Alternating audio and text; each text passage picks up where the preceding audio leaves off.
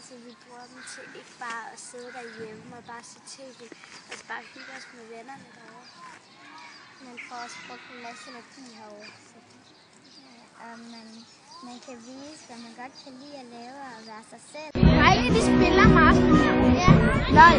Ja, LOL og Counter-Strike. Så der er mange derude, der står på løbehjul. Ja, det er også meget. Og så synes jeg også bare, at vi har et godt fællesskab alle sammen.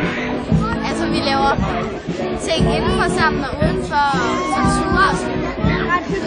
Vi har spist is, og så har vi grillet pølser, spillet rundbold op på sporterne og fodbold. Ja, så tager vi også nogle gange på nogle sjove ture, hvor vi laver alle mulige sjove ting. Og et dag og det der. Ja, det kommer lige om lidt her. Og så bare egentlig være ude for de gode dage, hvor det nu er varmt. Og hygge indtil det bliver til sommerferie. Ja, så også altså hernede, når vi kan spille nede i klubben, for eksempel sammen i et meget sjovt spil, hvor man kan ogne hinanden, for eksempel dig, Nikolaj, kan man ogne FIFA, for eksempel, eller i Call of Duty Ghost.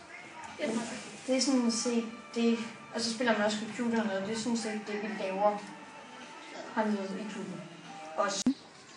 Altså, vi bruger dem til ikke bare at sidde derhjemme og bare se tv, altså bare hygge os med vennerne derovre.